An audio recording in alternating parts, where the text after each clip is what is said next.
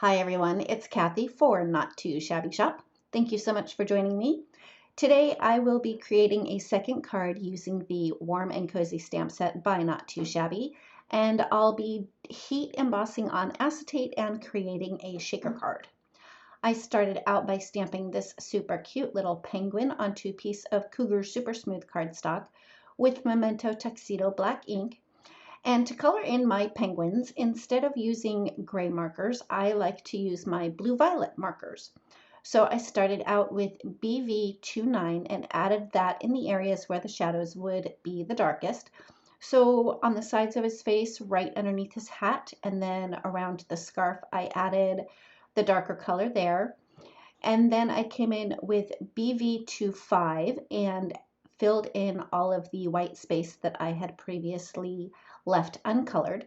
Then I move on to his hat, and for the center section of his hat, I started out with V17 and added that up at the top and the very bottom. I wanted to keep a center highlight so his hat looked round. Then I came in with V15 and colored in a little bit more, leaving that white space kind of towards the bottom. And then I went over it with V12, and you'll see in a moment here that I totally changed my mind on that and come in with darker colors a little bit later. But anyway, on the two outer sections, I started with the V12, and again, I added that up at the top and along the bottom. And then I came in with V17 and went right over that V12 because I've already decided that I'm going to recolor the center section. After I was done with the V15, I came back in with the V12 and finished coloring in the two outer sections of his little hat. Here I come back in with the V17 and pretty much color in the entire middle section of his hat. Then I add a little bit on the outer edges of his hat, just so I could have that shading on the outer edges to make sure that his hat does look a little bit more round. Then I blend that out with the V15, and then I come in with V09, which is a pretty dark purple, and add that to the center section of the hat, mostly at the very top and bottom. And then I blend that out with the V17,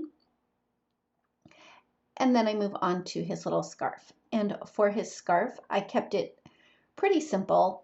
I started with the V17 and just colored in every other stripe. And you'll see that I leave a tiny little bit of white space.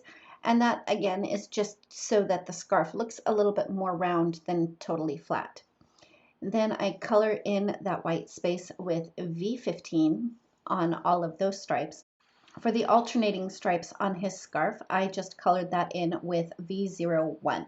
For his little beak and his little feet, I just used Y38. And then I move on to adding the shadows onto the white part of the penguin because even white objects do have shadows. I started with N3 and I added that underneath the rim of his hat and on the outer edges of his face. I concentrated that underneath the scarf on his tummy, and I did do a little line on the right side of his tummy as well. And then I added a few little scribbly marks on the pom-pom on top of his little hat. I blended that out with N2, and I did draw the N2 in a little bit further up on the top corners of his face and underneath the scarf on his belly. And then I blended that out with N0. And then I finished that up with a quick swipe using my colorless blender. That just helps blend those grays really nice so that they fade out nicely, so I still have some nice white highlight on his face and his tummy. For the little band on his hat, I started with V12 and I added that next to each little section on the brim of his hat, and I did go over it twice just so it had that second layer of color. And then I filled the rest in with V01.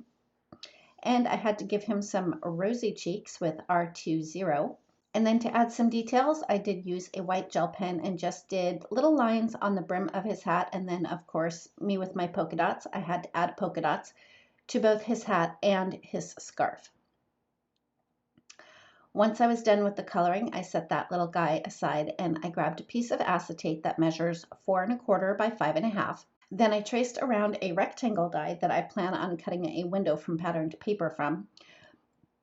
And that was just so I would know where I needed to stamp my snowflakes. Now the trick with stamping and heat embossing on acetate is if you can find heat resistant acetate, that would be the better option to use, and that is what I am using. It's by Crafter's Companion, and if I can find it, I'll have it linked along with all of the other products that I used in the description box below for you. I did treat it with my anti-static powder bag very generously before I started randomly stamping the snowflake from the Warm and Cozy stamp set. The little heart in the Warm and Cozy stamp set actually fits perfectly inside that snowflake, so I did do a little bit of overstamping on that.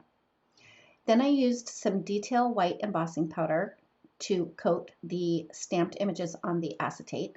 And I did add the embossing powder in sections rather than just dumping it all over the acetate because I was afraid that there would be a whole lot of static, even though I used my anti-static powder bag. Once I had all of the snowflakes coated, I did use my heat tool to heat set that embossing powder, and I do have it sped up very quickly, but I was moving the heat tool pretty quickly over that acetate just to make sure that it didn't warp. And I also had my heat tool heating up for a good 30 to 45 seconds to make sure that it was nice and hot. After I was done with the heat embossing, I used the same rectangle die to cut a window from a piece of patterned paper that I had in my stash.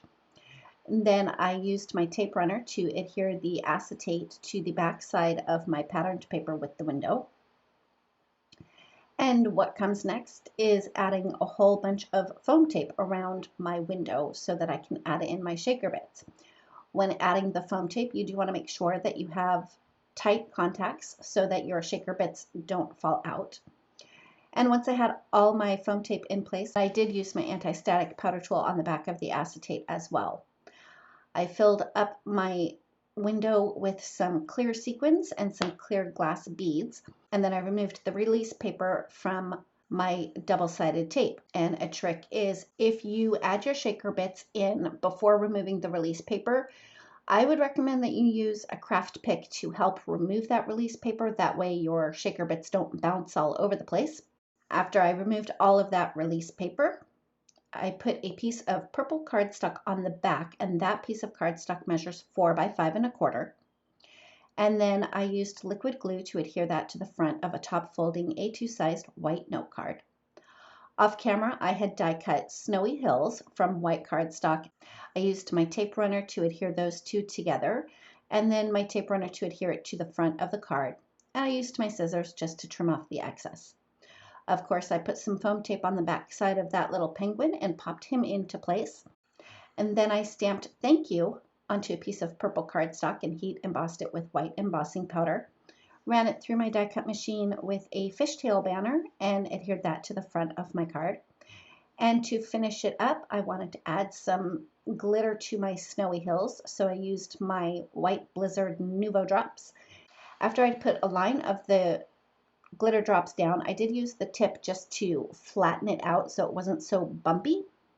And then I couldn't resist. I had to add a little bit of shimmer to the pom-pom of my penguin's hat.